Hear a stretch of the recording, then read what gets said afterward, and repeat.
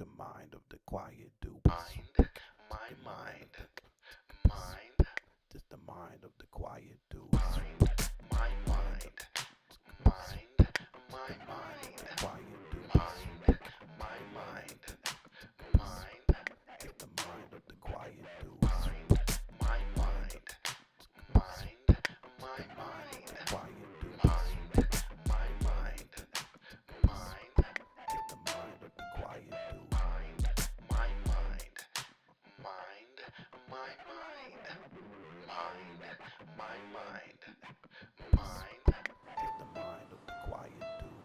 What up? What up? What up, everybody? Welcome back to another ice cold episode of Mind of the Quiet Dude. This is comedy meets therapy today. So, you know what that means. Not only do I have my co host with the most, Jamie Jones, with me over there. What up, Jones? Hey, how we doing? Life's good, my brother. We're going again, quick this week. How It's you all doing? good. Everything's well, man. But we also got my guy from childhood. I can say childhood. My dude, Dr. Dwayne McClure. What up, Doc? Oh man, all is well on my end. Just enjoying the week. I know summer's about to end, so trying to get my last few weeks in at the swimming pool. Swimming pool. Look at Heard that. that. Look at that. That's Mhm. doctor shit right there. You know what I'm saying? Yeah, Doctors go to I know. swimming pools and shit. Average regular dudes, you know. Mhm. But yeah, I got you. Doctor. Got to All get right. his got to get his laps in. Get laps. You know what I'm saying? He swim 5 laps and then have a cigar immediately afterwards, just to I wash don't off have all one in that my backyard exercise. though. I'm working on it. I'm gonna get one in my backyard one day. One day. Okay. Uh, uh, All right. Well, today we are here on many different levels. I like to when we have the good doctor on is to discuss topics that have some type of psychology in them. We're trying to figure out what's in the people's mind. You know what I mean? Like what's happening. So today I've been kind of feeling like the black community is having a lot of power. They are when we don't like something that happens, we take their privileges away from coming to the barbecue. We throw in the word, coon around a lot and Uncle Yeah. Tom and it's like and some of these mean a whole lot. Like w- when you bringing out words like that, I believe that that is an attempt to say the worst thing possible to you. That's like using the N word for white people. When you call somebody that from the black community, that's pretty much as tough as it gets. So today, I wanted to just kind of discuss what was black enough. All this is sparked because over the last few weeks, even with me, I'll be the first to admit it. Stephen A. Smith has been getting under my fingernails, boy. I mean, just the decisions that he's making, the opinions that he is, spewing, the platforms that he is deciding to go have these discussions on, and the people that he is basically talking down on, and the people he's talking down on them too. And it's not just me, obviously. A lot of people are having a big problem with that. And also, Officer Tatum. I didn't even know who this guy was up until, a month or two ago when this thing happened about the young man that lost his life out swimming with the white people, which I be mhm. trying to warn folks, don't go swimming with white people. Um, I'm just playing. Swim with white people if you want. You better swim with white people because you ain't gonna have a lot of black people to swim with. You feel me? Anyway, For real. so let's, I just wanted to bring my folks on here to discuss that.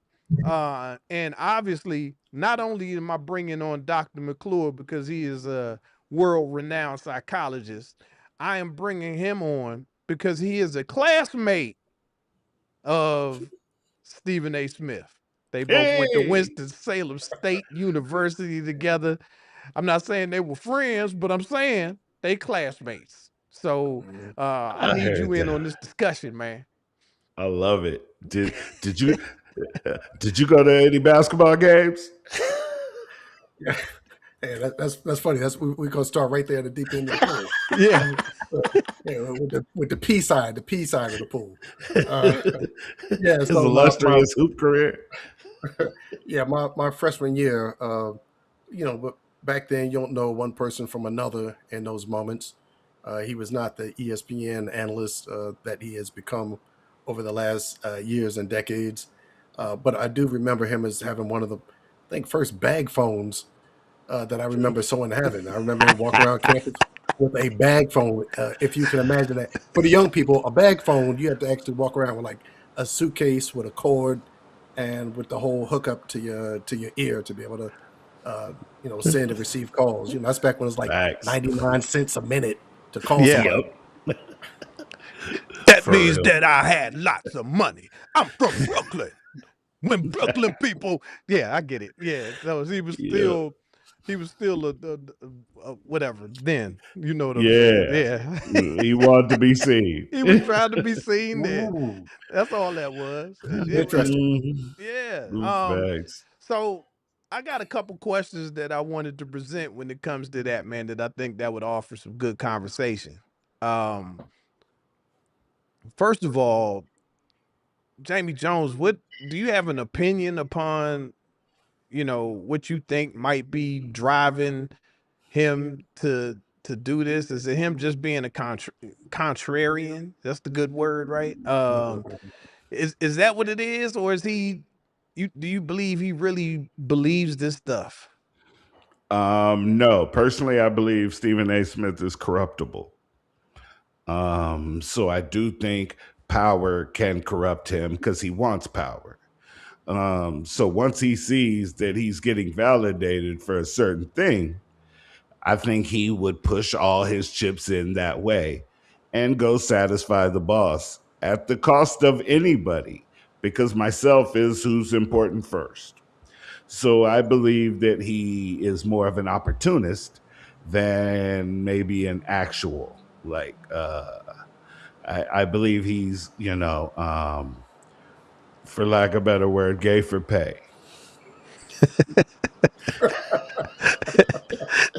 There is no lack of better word. Those are great words. Those are the words. Hey, Dr. McClure, look.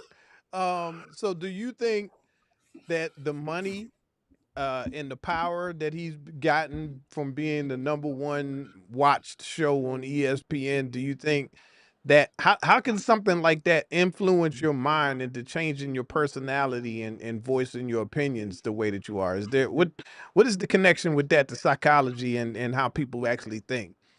I'm thinking about what Jamie just said with that validation.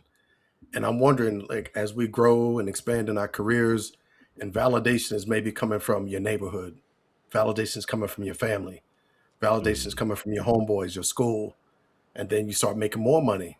Validation might start leaving the community you're from. Mhm. Validation starts moving into other communities. And as you get validated over there, does our time, our ego, our attention start going over to these new places? But these new places may not know the culture that you come from in the same way. So, Mhm. Jamie, I think you're definitely on to something. Uh, Mhm. Validation under a certain dollar amount might mean something, but when you start getting into the millions and less of us are in those places and spaces, then you're now validating other thoughts, other opinions, and they land differently with those Correct. audiences. And you might be between those two worlds, just like many of our athletes and entertainers are between those two worlds. So the things you Mhm. used to say back in the day, they sit differently when other audiences are listening to it. It's a great point. Hmm, Facts. that's pretty I dope. Um, Yeah. yeah. So I do believe because I'll be honest with you. I think ESPN itself has changed the way they would like their personalities to be. I've been a fan of ESPN for, man, maybe 3 decades. I mean, we're going back to Stuart Scott, we're going back to, Chris Yeah. Berman, some of the OGs in the game. And the thing that I liked about those 2 guys in particular is that, let's go with Stuart Scott first. He was the connection to hip hop. He was the guy on ESPN that made it sound like the way that we talked in the barbershop. And he didn't go over the top. He just interjected some of our terminology into his broadcasting. It was still high quality. It was still him having relationships with these pro athletes and these people in the sports community, but he was talking about them like we would want to be talked to at our local barbershop. And I really enjoyed that. And I believe that Stephen A. Smith Mm. came from that and just started with the theatrics. I mean, he didn't start with the theatrics. He was pretty straight laced the first few years that he was in, and then every time he get upset, it would go what would be viral at the time, and then now the base is him at already at 10, at the controversy. He's already spicy. He's doing his whole character thing. He's, shaking his shoulders and are you done? Are you done? Right. Because I'm gonna have to do the things that I do. He's so theatrical with it, Oh and that's man. not how we talk when we at the barbershop. And I believe that's messed up about it. So I'm just speaking my opinion Right. on where that is. But hey Doc, what do you Yeah. do you agree with what I'm saying? Like Yeah, I what's got that? something on that. You start talking about Stuart Scott, and this is a throwback reference, so pardon the throwback reference. I started thinking about Arsenio Hall, and Mm, what I think about Stuart Scott brought the culture with him, and he brought the culture inside the doors of ESPN and said, like, I don't have to code switch with this. I'm going to bring my culture with me as my career ascends. I'm going to bring the culture with me. Arsenio Hall did the same thing. As my culture ascends, I'm going to bring the culture with me. And I wonder if that's one of the delineating factors with what we're seeing with Stephen A. Did he bring the culture with him, or did he leave the culture behind and start critiquing the culture as if he's sitting in a different situatedness than the culture? So it's hmm. just a Right. little bit of range right there. And have you ever been married to the culture, period? Where is your foundation from? What kind of backbone did you start with? What kind of constitution did you start with? Because if you didn't start with one, you're easily corruptible. You're easily being able to change. So I don't know if he ever had one. I think back to Kwame Brown 20 years ago, might have been his jump off of the character, of the way he went in on Kwame Brown. And he ended up doing college tours behind that, like talking and speaking engagements, talking about this 20-year-old kid, that 18-year-old kid that got drafted out of high school that might not have been good enough to play yet. But and I think he gained success off of that. Like um I think that if he will, ESPN is Disney. They're old money. They're from back in the day, and we know Walt Disney was a terrible racist. So let's just say that off top. But I don't know that they're much different. So I think when they saw that there was a black man who would go at the black athletes and really tear them down, he could say what we want to say, but we can't say it.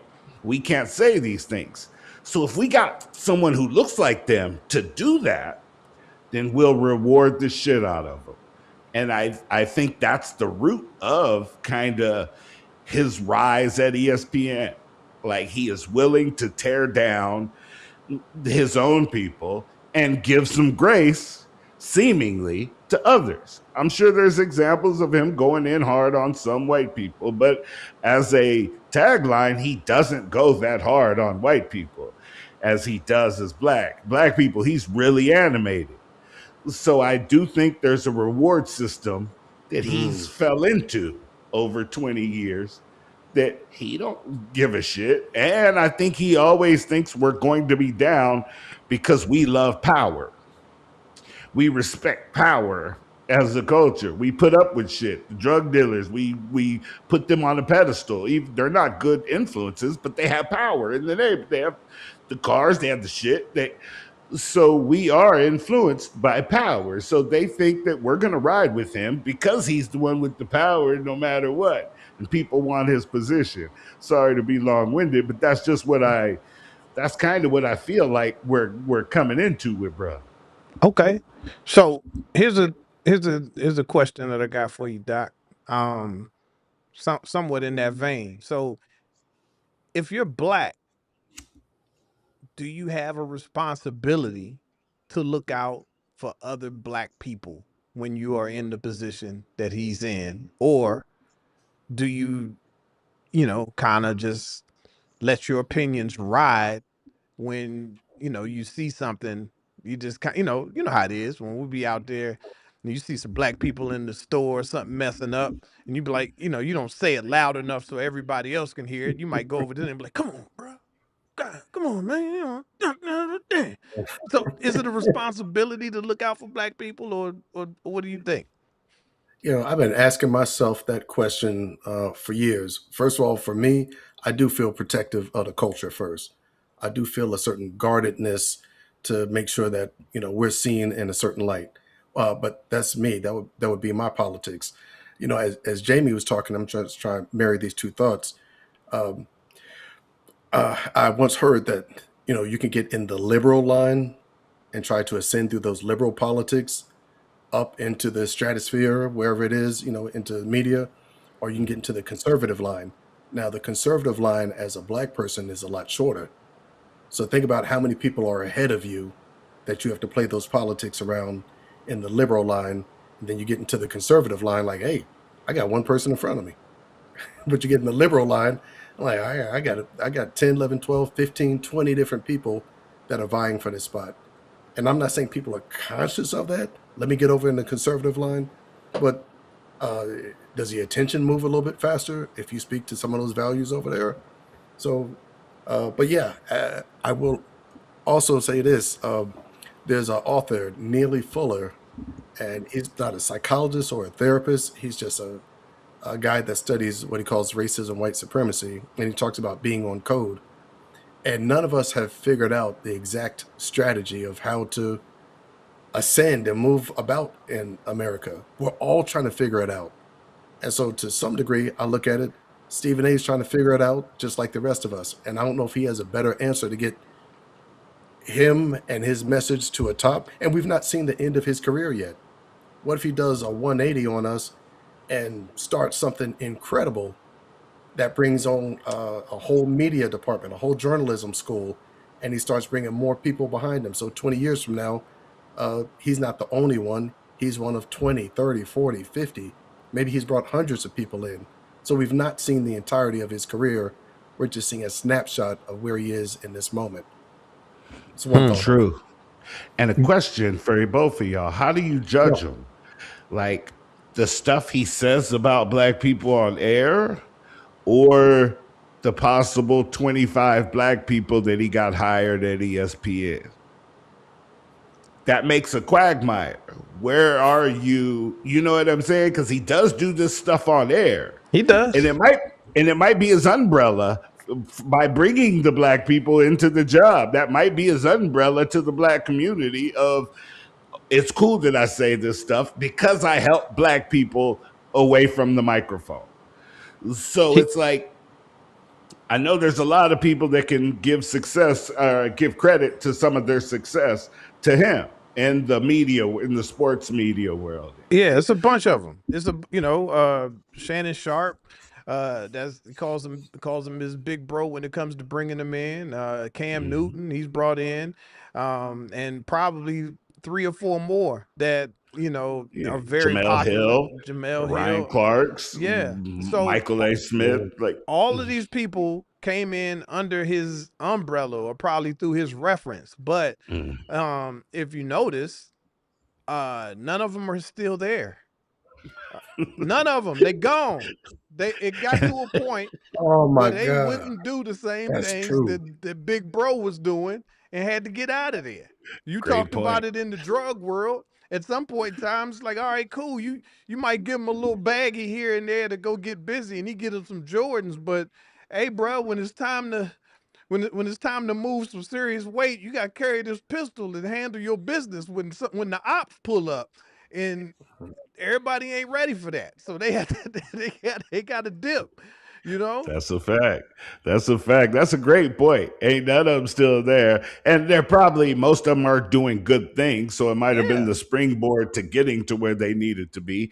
So even in that aspect, it's good. But you're right. And not many of them agree with his opinions. at There's a all. lot of former ESPN black people that make their own videos talking about what he said yesterday and not in favor of. So yeah, I guess you're right. I guess the stuff he says on the mic is probably more important. You know, the Trojan horse, that's a bit of what I'm hearing is let me get inside, and then once I'm inside, I'll make those changes. Jay, to your point, uh, half, if not more, of those people are not there anymore. And so uh, there's a challenge in all this. Is he going to get himself to that level uh, and try to change the system? And then, Jamie, going back to your point, this is old money. We don't see the people behind the scenes, behind the scenes, behind the scenes that are actually moving the chess pieces. And that might be something that Stephen A just doesn't have access to. Also, we generally see that many of our well-to-do people in our sports industry, politics, whatever it might be, sometimes they get high enough within whatever their system is, and then they start getting shot down or crucified, as it were, at those levels because you become a single source. You ever heard of a single point of failure? Hmm. You know, when you're building something or constructing something, you don't want to put all your weight in one area because if that area is compromised, the whole back porch is coming down. And so, yes, he tried to bring people along with him, but maybe only one or two people are allowed to play that game that Stephen A can play, but the masses are not allowed to play that game. Like when Michael Jackson got on with MTV. Remember he was one of the first people, one of the first black people, African Americans, that was on MTV.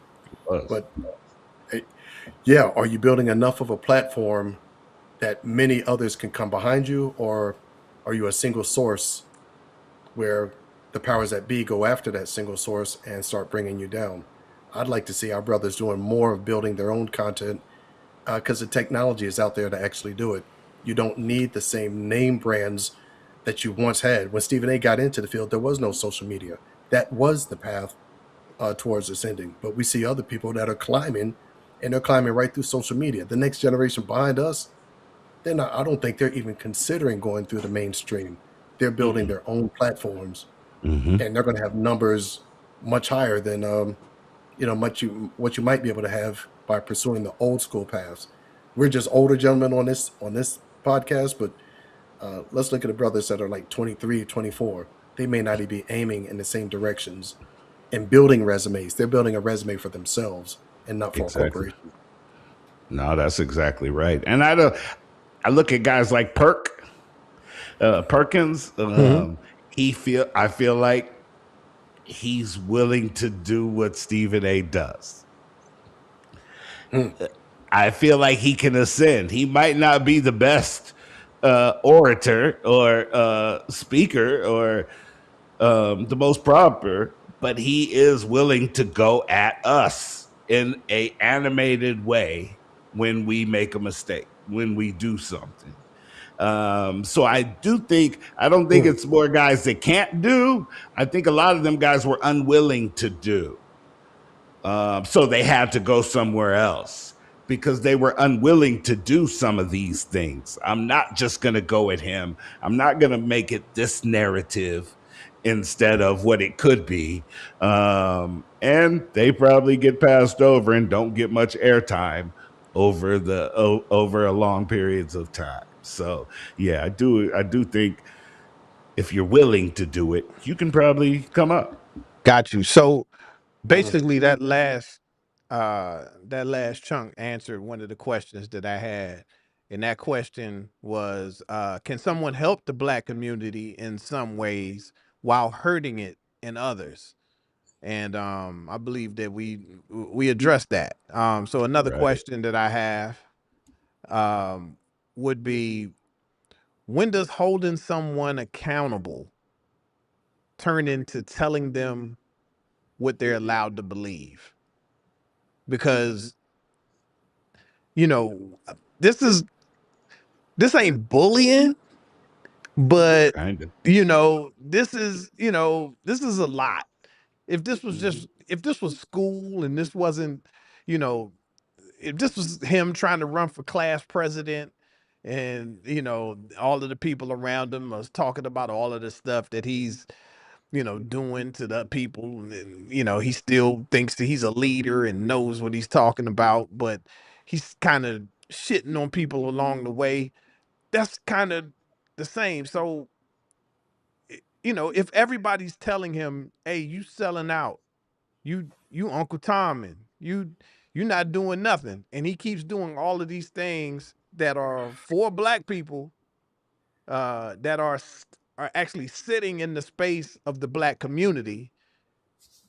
When is it bullying for us to telling him what he can and can't do? Golly. Go ahead, Can I Doc. go I see first? you. Oh, go ahead, Doc. Yeah. When is it bullying? Give me that last part again. When is it bullying? I just give you the question again, and I'll let you rock. Yeah. Yeah. When does holding someone accountable turn into telling them what they're allowed to believe? Yeah. I'm seeing a second part of that question. The person that maybe feels that they're being told what they're allowed to believe, what are they going to allow themselves to succumb to? Are they going to allow themselves to be bullied? Are they going to defer to that power, or are they going to perceive that that person has more power in that moment? I think we might be seeing more generational differences in the ensuing years and decades. That the next generation may not want to defer to those old power structures of what Stephen A. maybe had to defer to, and what many folks in corporate America find themselves deferring to. I've worked as an executive coach for years, and I hear those conversations about what people feel like they have to defer to, or are they going to keep it real? and, and when keeping it real goes wrong, to give a little shout out to Chappelle there. So Right. yeah, it's a split. Where are your allegiances? Are your And, allegiances to power and money? That there may not be any rules or limits to what you're going to say or do, or who you're going to critique, to be able to rise to the top. Or is your, I mean, think about Arsenio. He got canceled after he brought Farrakhan on his show. That was it, and we haven't heard from him in like 20 years.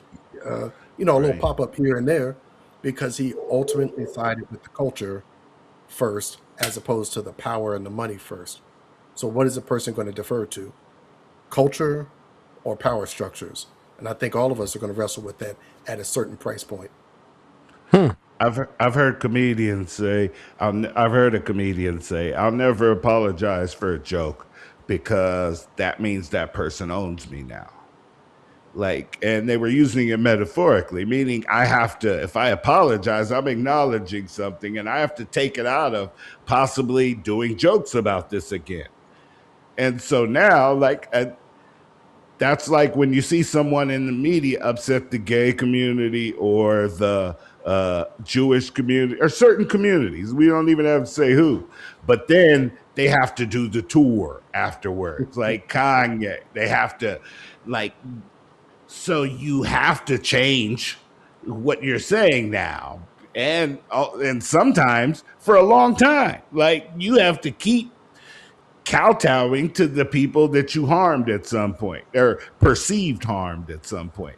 So I do think, like, it's easy for that to happen. Like, it's in today's age with online campaigns and clippers and guys that make videos for a living about things they don't feel personally about. Like, um, it's easy to catch that wave and feel like now I have to change my behavior. It takes a strong constitution to believe, no, I was right. And I'm not going to change. I was correct here, and I disagree with all of you, and I'm a stand in that.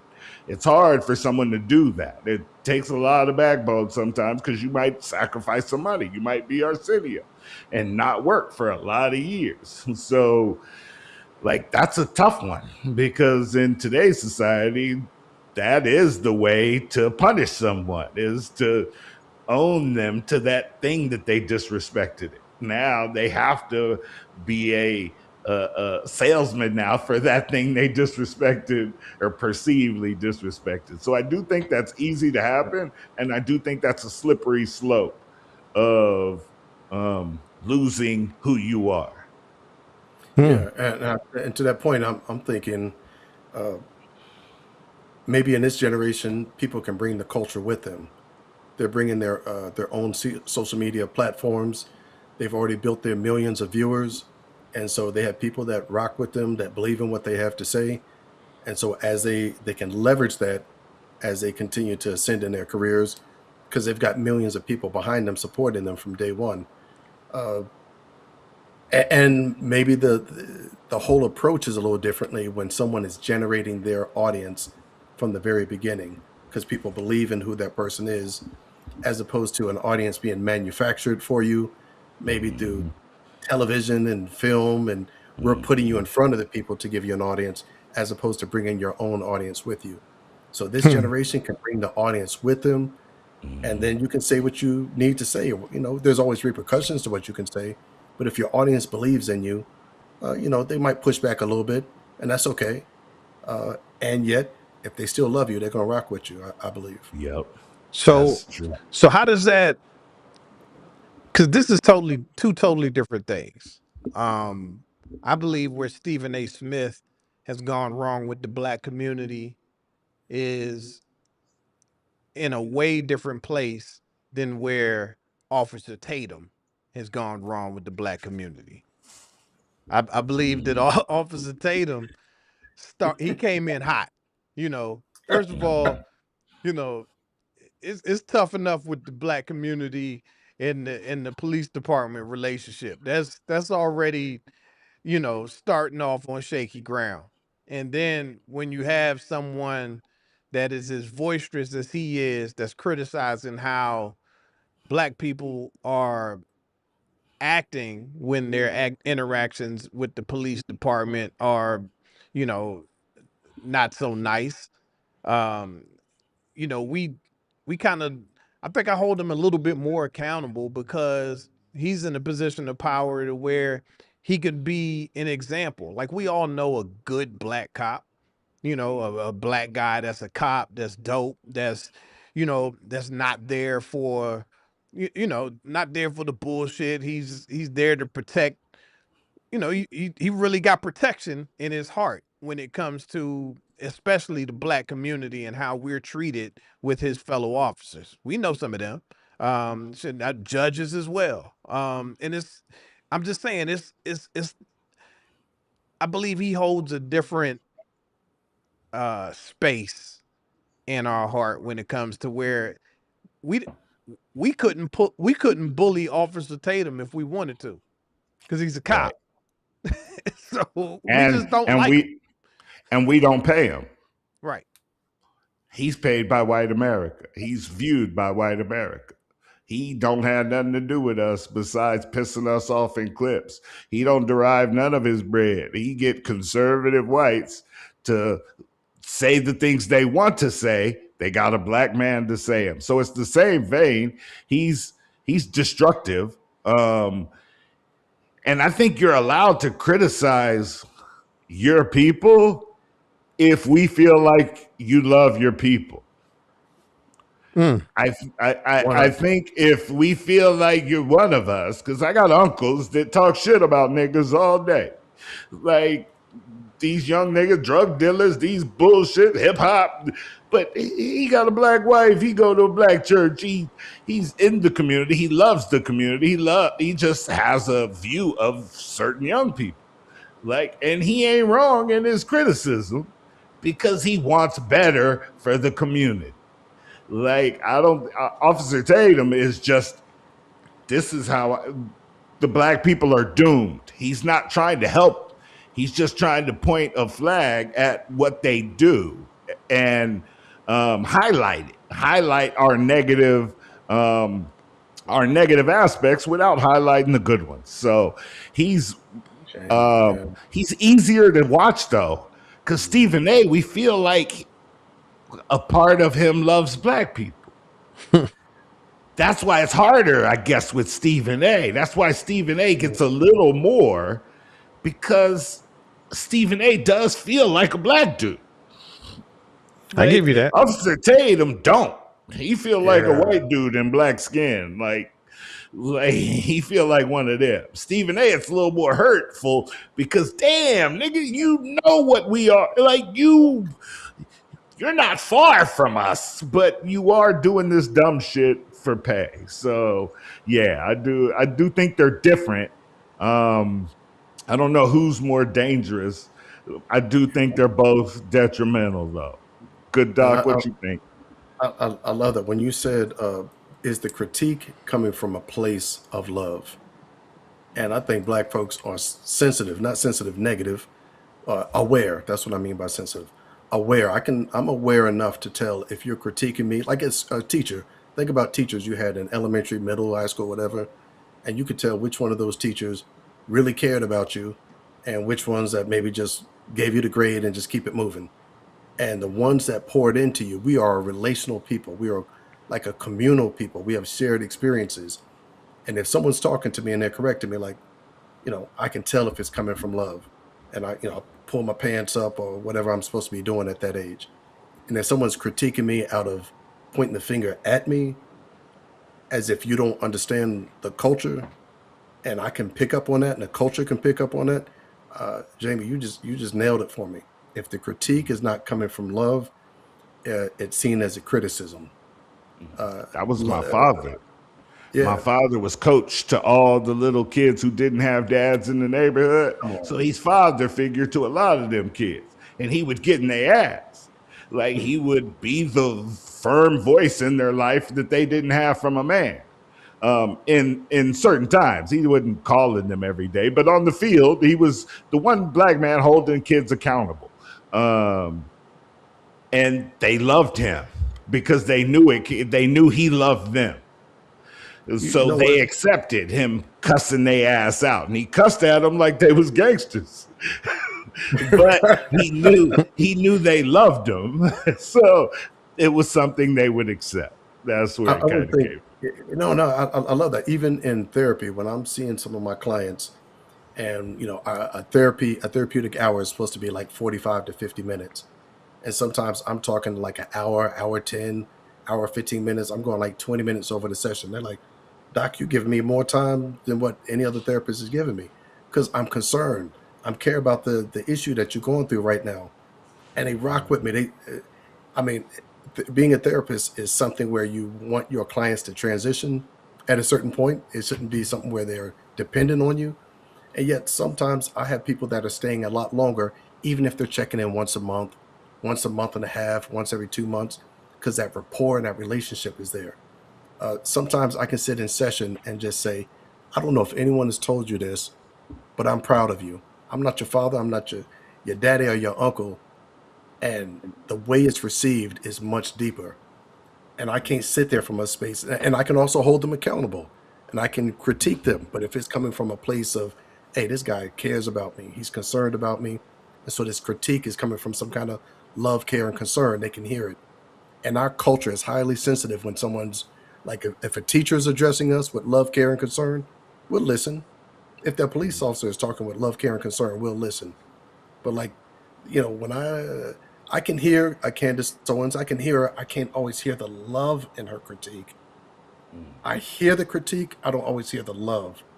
So I can discern. Officer Tatum, I just hear the criticism. I don't hear the critique or the love. So great point, Jamie. You right on it. So does so to that point, is the disagreement more offensive when the speaker seems to enjoy provoking the problem? You dig what I'm saying? Like it You know better. yeah. Oh yeah. It's it's like I'm offended because you know what you. Come on, fam. You know when you got to Bruh. say, "Come on, fam." Yup. That's the When problem. when we all know I'm right, but you just still stand on your name. Everybody in the room knows I'm right about this fact, and you still just arguing because you can't say the thing. Like them niggas is annoying as hell. Like niggas, like I'm all right and saying, "Yo, you right, you got me. I didn't think about that shit. Like you right, I was wrong." But some people can't do that shit, and they're Right. the most annoying people on earth. So Doc, this one, this one is the one that this is why I called you on the show. Okay. When it comes to people like Stephen A. Smith, when it comes to people like Officer Tatum, and there's plenty more that we have. We mentioned Candace Owens, we mentioned Jason Whitlock, Clarence Thomas, many more. Okay. When does accountability come in instead of critique? Like when are you taking what you're hearing from the community and taking accountability from it? What's stopping these the question is, what's stopping these folks from taking accountability instead of taking it as criticism? Mm. Like, is Yeah, there a way that we can help? Is there a way that we can do it better? So if this was a situation where you were in a relationship and you got somebody sitting in front of you that is tired of hearing their family critique them about a certain thing, is there a way that you help them understand that this criticism isn't coming from a bad place? Or is there a way that you can actually tell them, yo, you are really doing these things? You're going to have to look yourself in the mirror and say that, all right, yeah, I did it. What's the steps to taking accountability? What would make us feel better about that? I'm thinking about there's a concept called the Four Horsemen. If someone Googled it, they would see like the Four Horsemen of marriage, and it's like a stonewalling, defensiveness, criticism, and the worst of the four is contempt. If someone is talking with a space of contempt is like, I can't stand to see that person. What's that scene? I hate Whoopi Goldberg's lips. I hate Forrest Whitaker's neck. Yeah. Thanks. Don't be a menace. Right. Yeah. Yeah. So uh, when people can pick up a sense of contempt, it shuts down all conversations. And to the point you were making just a moment ago, which I think rage baiting is a concept I'm just learning about, I think has always been there. But when people are speaking to the culture, from the culture, and you know that you come from the culture, and you're still holding a lens up as if you don't understand what has shaped the culture in a certain way, you're asking for a certain contemptuous perspective from the listener. How are they going to be able to receive you when you know you walked in similar shoes as me and you've gone through similar trials as me, but now you're acting as if it's not there and those roadblocks and obstacles are not there. So if I'm speaking to some part of the question, if contempt is present, uh, I don't know how the culture would be accountable, the listener is accountable, when there's some kind of contempt coming from the person originating the conversation. That person would have to check themselves because they've gone through the same proxies and mechanisms, the same isms that we all have wrestled with, but now they're acting as if those things don't exist. And so it's hard for me to hear someone that knows that those things exist, but they speak as if they're not there. How would I want to follow that person or be accountable to that person? So it's a little energy there. I'm not sure if that's answering Right. the question. I think it's hard too. Um, just for instance, how do you be a black person in today's society who hates hip hop? Like, because when we say culture, those two things are almost intertwined with us. Mhm. Some of those things have that nature to them. So if you're a black person that hates hip hop because you see the prison rates You see the gang violence that is celebrated. You see all the negative aspects because it does have its negative aspects, and you hate that for our culture. You could be a Tom real quick. You could look like a sellout real quick. You almost have to tread that thing. You have to express love to even, we have to really know that you love us because you could easily get a look. I look at someone like, I don't see Jason Whitlock as not a black man. I see him as a black man that hates hip hop. Like, I don't see him not being of black culture. I think everything hip hop related, he's holding people accountable. So when he sees athletes doing all the hip hop shit, fucking what we call hip hop shit, he's holding them accountable. So I don't see him as the same as Officer Tatum. Like, but we do. Black people see him as the same as Officer Tatum. And I think it's more nuanced than that. So, like, because I think a lot of things of black culture he vibes with, just not the hip hop part of it. With all of it, cornrows, baggy clothes, all of it. He gonna be a curmudgeon too. So it's really nuanced. Like, but a lot of people get thrown in the same net. That's why I feel like black people kind of want us as black people, not a black person. Black people want us to be a monolith. Because that's convenient. It is convenient. I guess for the struggle, it is convenient.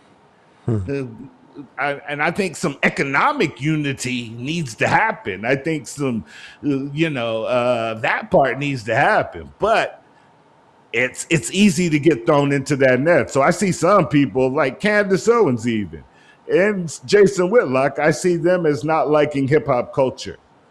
And as a black person, it's hard to do that in public today because you'll get put in a box. So I do think some people like deserve grace just in that little aspect because I see it more nuanced. Yeah, I guess every group has their sacred cows that you're not supposed to touch. And no matter what Right. group, political affiliation, religion, nationality, everyone has their sacred cow, and you're not supposed to talk or touch that subject because it's sensitive to the culture.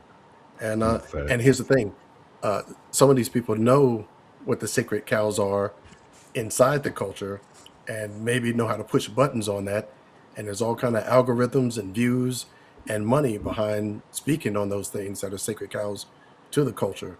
To your point, even if you don't like the lyrics in the hip hop, there might be a beat, a rhythm, an expression, a dance, a style of clothes. There's something in it that you can still find. But if someone shuts down the entire thing, like, hold on, you're saying the whole thing? You didn't find a beat, a rhythm, a pattern, a syncopation? You didn't find any? You didn't find a drum snare? All You right. didn't find a hi-hat in A there? verse. A Thanks. verse?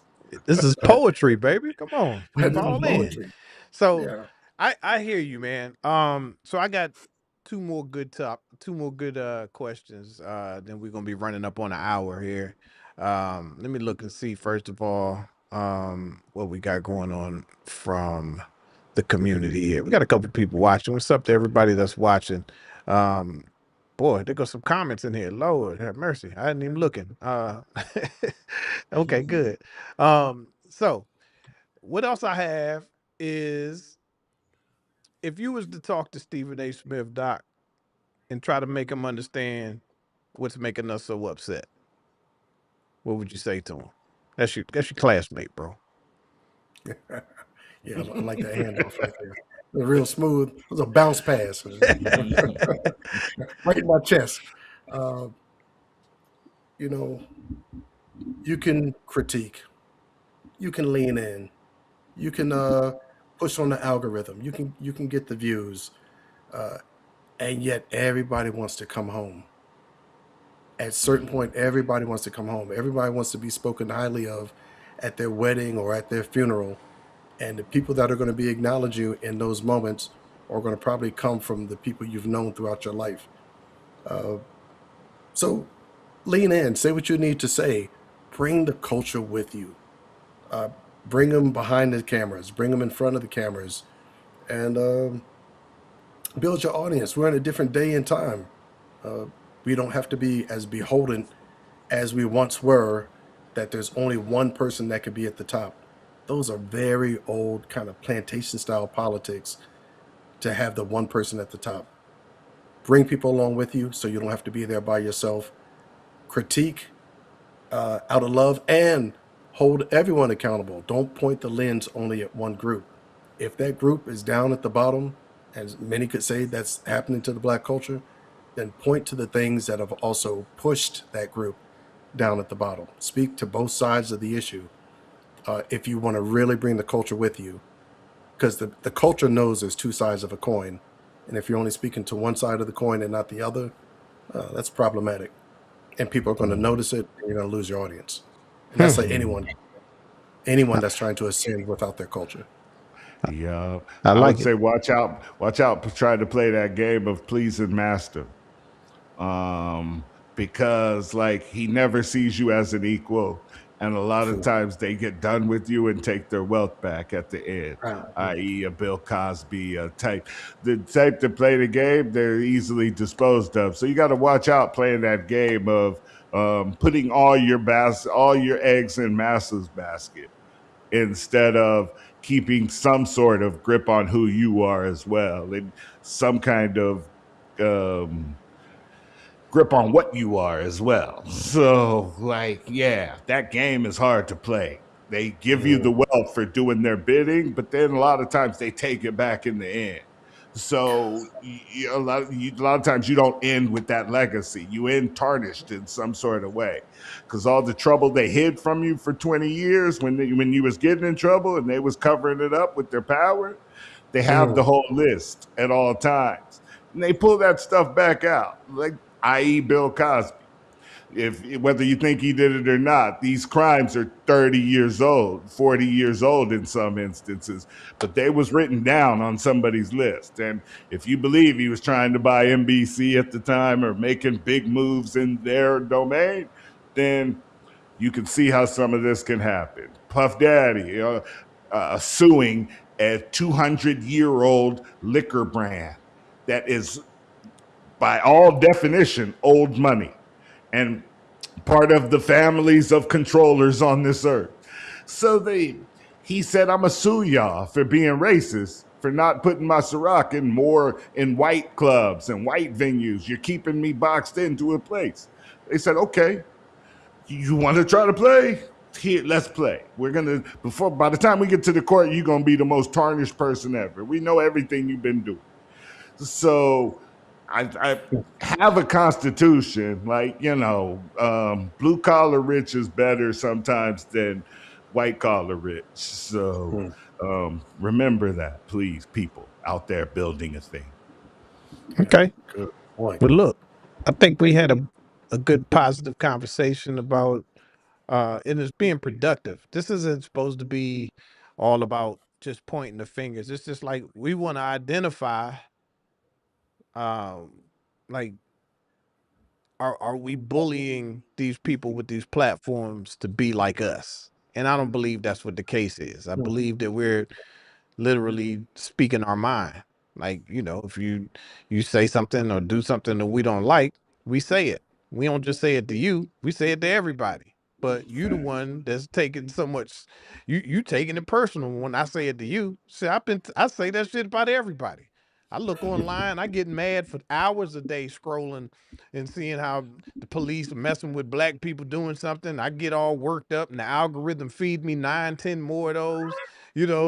I'm worked up all day. I get worked up when I see, somebody criticizing, black women, and the next thing you know, I get 9, 10 of those. So it happens, man. And it's not just you, it's anybody who does it. And that's kind of the message that I had with that when it comes to these two gentlemen in particular. I'm hoping for their well, not Tatum. But Stephen A. Smith, I hope you hear us one day. I could give a damn what Officer Tatum does. Right. But Stephen A. Smith, I hope that you come to the table one day. I hope that there's a clarity moment that I think we're willing to accept as a whole, as a community, of you saying, you know what, guys, maybe I was tripping. You have the voice and the vernacular to say that. You can do it.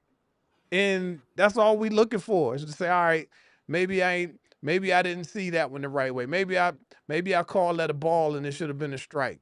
And and since you talking the analogy of I call balls and strikes the way I see them, all right, well, every once in a while the umpire calls a strike wrong. Every once in a while it's a ball and it should have been it's every once in a while you get it wrong. So all we looking for is saying, yo, I messed that up. Hope you forgive me for messing that up. I'll do better from now on. I think we'll be all right with that. As long as you Thanks. cut your hair and stop trying to hold on to that hairline and stop getting so goddamn amped up every day, about everything. We'll be willing to forgive that. I'll watch ESPN again maybe. But you have taken me off the whole network, bro. I don't even watch ESPN at all, just because I know there's a great possibility that you're gonna pop up on the screen and piss me off.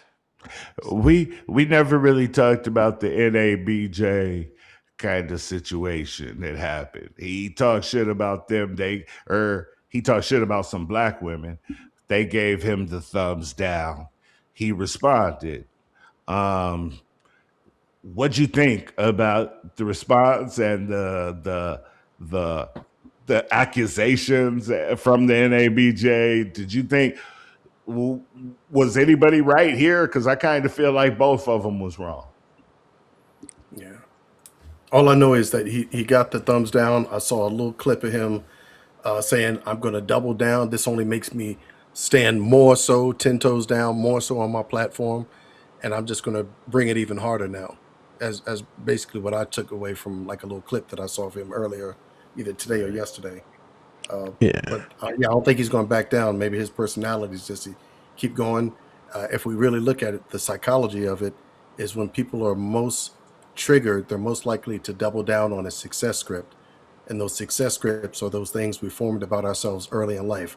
Be tough, be strong, be right, be independent, be responsible. They're just central ways that we just default back to.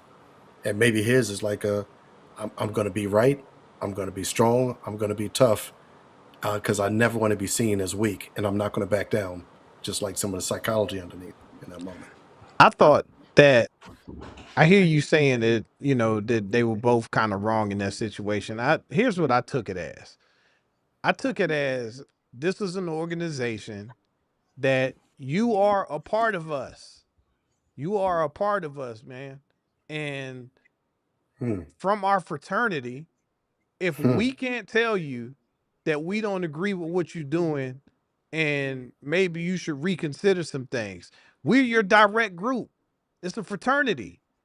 And if we can't offer any criticism to you to help guide you back, or at least have a little self-reflection for what you're doing, then this is the last Sebastian of hope. So I believe it was in that vein. I don't even believe it was that damn serious for him to take so much umbrage to it. I don't. I think that they gave it to him, and they was hoping that that would convince him to take a look in the mirror and realize that the group of journalists that he attaches himself to don't agree with the way that he's doing some things. Right. And he says it's liberal democratic politics, that organization is heavy liberal and Democrat. And every problem they had with me is because I didn't have a democratic view or a liberal view on what they were talking about. So he is like, this is more partisan politics than me disparaging the black community, which is kind of, how do you not be a liberal? Like, I hear him. So I don't know how valid it is, but hypothetically, that can be valid. Yeah. I wonder if underneath in his moment, he's addressed by the culture. Great point. NABJ, as the culture speaking to him, trying to get his attention, he gets hurt and feels cut off by the culture and starts doubling down and seeking validation outside of the culture. And so much validation that he loses touch with the own culture that's maybe trying to critique him in love, coming full Mhm. circle back to it. It was a love moment of critique. And if you couldn't hear it as a critique, he took it as a criticism. And quite often, some of our great thinkers, when they feel cut off, like look at Clarence Thomas, when they don't feel accepted by their own group, Officer Tatum, when they don't feel like they're a part of, well, I'm going to abandon Jesse Lee Peterson. I'm going to cut off and I'm going to go over here. You can have the conservative views all day. I have some myself, but don't lose touch with the group that's trying to critique you in love. Man, well said, gentlemen. Well said. I believe we have tackled it. We have solved the black problems of the day. We For the did next it. 5 minutes. You're welcome. So, I hope you guys found this conversation interesting, and I sure did, and I believe that we don't represent the voice of all of the black community. We don't, but we are gentlemen of a certain age, and we have all of our experiences, life experiences, and we all have our ways of thinking, and we all felt like there was something that needed to be addressed there. So I hope we brought that to you in an entertaining way. So the next time that we get together, I got something that I'm gonna want to talk about. Okay. You are a product of an HBCU. You and your boy Steven. My question, Big house gates. yeah. Yeah, big house. So what I want to talk about is, are we taking people's freedoms away by demanding that people show up a certain way? And when I'm saying that, I'm talking about the ban that was put on bonnets and flip-flops and clothing that is, supposed to be worn while you're attending school. So that's kind of what I want to get into for the next time. Because I know I've seen the college experience. The guys, you show up how you show up, but in the black community, we feel like um, we got to do better. I We like got it. to do better. I like it. Yeah. I like it. I got one question for the doc before we get out of here. Have you ever seen Stephen A. play basketball? I think freshman year. That was it. I know the stats were pretty low. Yeah, it's a whole big thing that people saying he actually didn't play. He did. I just wanted to hear from someone who went there. Do you remember him playing basketball? I would have to remember back to '89. I can't track back to whether I saw him or not, but I just did hear that those stats were not as admirable as one They might think. were. He averaged under 2 points a game. That's That what I means heard. not even a basket. Yeah, I was trying to be And I nice think about it. I mean, And I think he only played 2 games or something. Yeah, that's when 4 people got in a car accident and there was nobody else left.